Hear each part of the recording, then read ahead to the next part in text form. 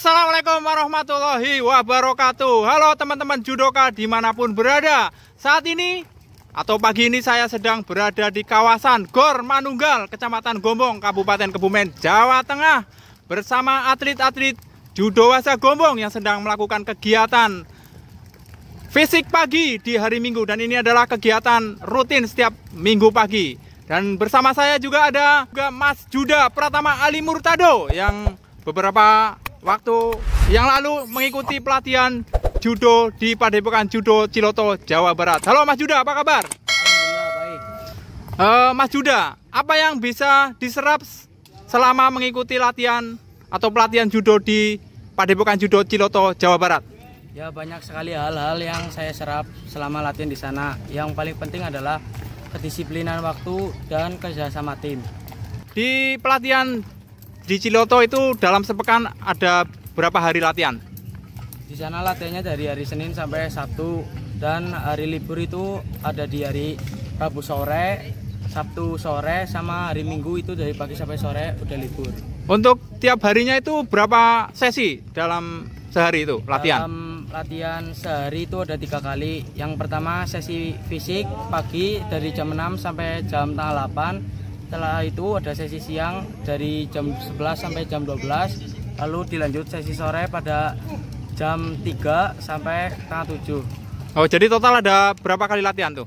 Berapa sesi? 3 sesi ya? Oh. Ya. Untuk istirahat mulai jam berapa? Mulai pukul 9 sampai jam 5. Jam 5 pagi? Siap. Untuk peserta pelatnas itu ada berapa atlet Mas Juda? Untuk yang junior sendiri ada 20 orang, kemudian yang senior ada 25, jadi totalnya 45. Itu udah yang paling lama udah berapa tahun tuh di sono? Ya, ada yang 2017, 2018.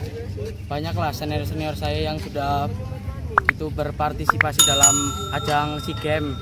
Oh, itu diproyeksikan diantaranya yang sudah senior-senior untuk SEA Games ya. Untuk Mas Juda sendiri itu diproyeksikan kemana sebenarnya kemarin latihan di sono? Seharusnya jika masih di sana dilatih lagi untuk mengikuti kejuaraan cadet dan junior di Indonesia. Sudah, untuk yang atlet-atlet senior yang udah lama itu sudah meraih prestasi di kejuaraan mana aja itu? Seperti Beli Ganding itu pernah juara emas SEA Games. Lalu ada Kameli Marta juara 3 SEA Games. Lalu ada Bang Fatur dari Jabar juara 1 PON kemarin di Aceh. Lalu ada Beli Ganding juara 2. Ada Beli Kadek Rama dari Jabar juara 1 PON kemarin. Ada Mas Rido Barokallah juara 2 PON kemarin. Lalu ada Kamariam atlet Olimpik kemarin juara PON 1 di Aceh. Mas Juda, untuk pelatih-pelatihnya itu siapa aja Mas Juda? Ada Bu Made, ada Sensei Fani, ada Sensei Giri, ada Sensei Iksan, ada Sensei Oras.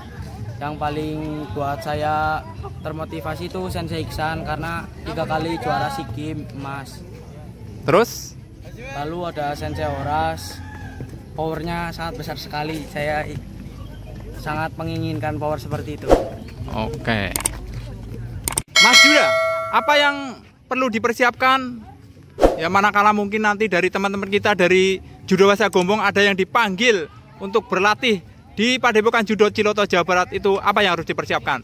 Yang perlu dipersiapkan itu latihan yang rajin, lalu persiapkan mental dan fisik, karena di sana latihannya sangat ketat sekali.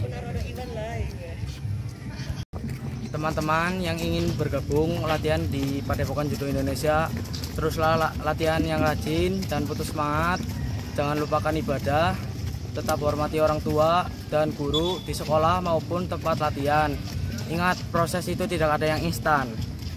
Terima kasih. Izin memperkenalkan diri, nama Juda Pratama Ali Murtado, asal sekolah SMA Negeri 1 Gombong, umur 16 tahun, agama Islam, hobi judo, cita-cita tentara.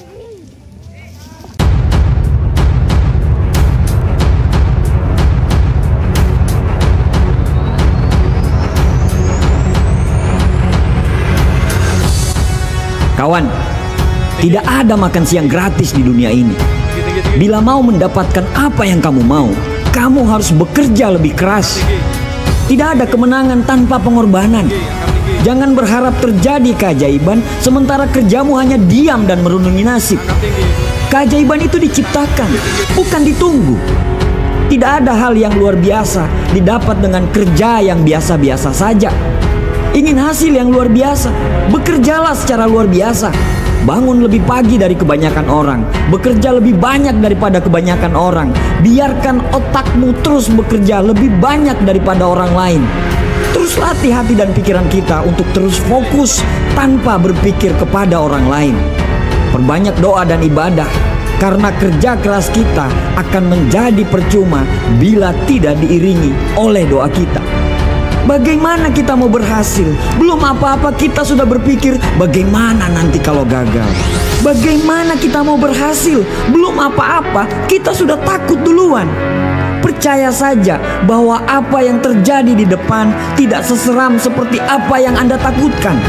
Lagian semua belum terjadi kok. Kenapa harus risau? Semua perkembangan yang terjadi tergantung usaha kita. Perkembangan secara fisik dan intelektual yang terjadi semua karena usaha kita. Sumber utama dari sebuah kesuksesan adalah usaha. Orang yang sukses terus berusaha apapun hasilnya. Mereka pasti melakukan kesalahan, tapi mereka tidak pernah berhenti karena sebuah kesalahan. Mereka siap memperbaiki kesalahan itu dan menjadi orang yang lebih baik lagi. Kadang kita terlalu sibuk menyalahkan orang lain karena kegagalan yang kita alami. Padahal diri kita sendirilah yang harus kita salahkan. Ada dua pilihan bila kita gagal. Pertama, membiarkan kegagalan tersebut mengalahkan kita. Atau yang kedua, bangkit dan belajar dari kegagalan tersebut sehingga kita bisa naik ke level berikutnya. Kerja keras, fokus, dan ketekunan adalah harga diri. Tidak peduli menang atau kalah nantinya, tetaplah berikan yang terbaik. Menuju tangga kesuksesan, kemauan kita untuk berhasil dan sukses harus lebih besar daripada ketakutan kita kepada kegagalan. Percaya saja bahwa keringat tidak pernah mengkhianati hasil. Bertanggung jawablah terhadap hidupmu. Bertanggung jawablah terhadap keluargamu. Karena semua tergantung dari dirimu. Kamulah yang membawa dirimu kemana kamu pergi, bukan orang lain. Selesaikan apa yang harus kita kerjakan. Jangan pernah menyerah karena hanya sebuah kegagalan. Kamu harus bangkit lagi dan lanjutkan perjuangan. Orang sukses bukan orang yang tidak pernah gagal, tapi orang sukses adalah orang yang mengalami kegagalan berkali-kali, tapi berkali-kali juga dia bangkit dari kegagalan tersebut. Jangan lelah berlari walaupun harus berlumuran darah dan air mata. Fokus dan selesaikan semuanya sampai garis finish. Manusia diciptakan sebagai pemimpin di muka bumi ini. Semua manusia diciptakan dengan kelemahan dan kelebihan masing-masing. Kalau ada yang bisa, insya Allah kamu juga pasti bisa. Capek, sabar. Karena bila kamu capek, berarti kamu lagi berjuang untuk hidupmu. Gagal, sabar. Kamu tidak gagal, kamu cuma belum menemukan jalannya. Tidak ada orang sukses yang tidak pernah mengalami rasa capek dan sakit. Pemalas tidak akan pernah mengalami kegagalan karena dia tidak pernah berbuat apa-apa. Jangan buang waktumu untuk keluhan. Jangan buang waktumu untuk meratapi nasib. Kita tidak punya waktu. Terlalu banyak impian yang harus kita wujudkan. Untuk hidup yang sempurna, kita harus melalui ketidaksempurnaan dulu. Untuk hidup yang seimbang, kita harus lalui ketidakseimbangan dulu. Untuk melihat terangnya bintang, kita harus siap melihat dalam kegelapan malam. Untuk sebuah kesuksesan, kita harus mengalami kegagalan. Bung, bayar prosesnya, lalui prosesnya. Kegagalan itu membuat kita bertumbuh menjadi orang yang lebih hebat daripada sebelumnya. Jangan trauma, karena jika kita selalu menggendong rasa trauma itu, kita akan tetap jalan di tempat. Lepaskan semua hal-hal buruk yang terjadi di masa lalu. Percayalah bahwa karena hal buruk itulah kita bisa sampai di titik ini. Sedikit lagi, bangun satu kali lagi. Teruslah berlari sampai kegagalan itu lelah untuk mengikutimu. Kita punya Tuhan yang maha besar. Tuhan tidak akan pernah membiarkan kita jatuh. Tuhan hanya ingin lihat seberapa hebat kita mengatasi kegagalan tersebut.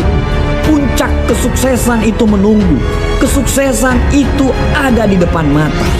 Bayar prosesnya, jangan berhenti. Fokus karena kamu ditakdirkan sebagai sang juara.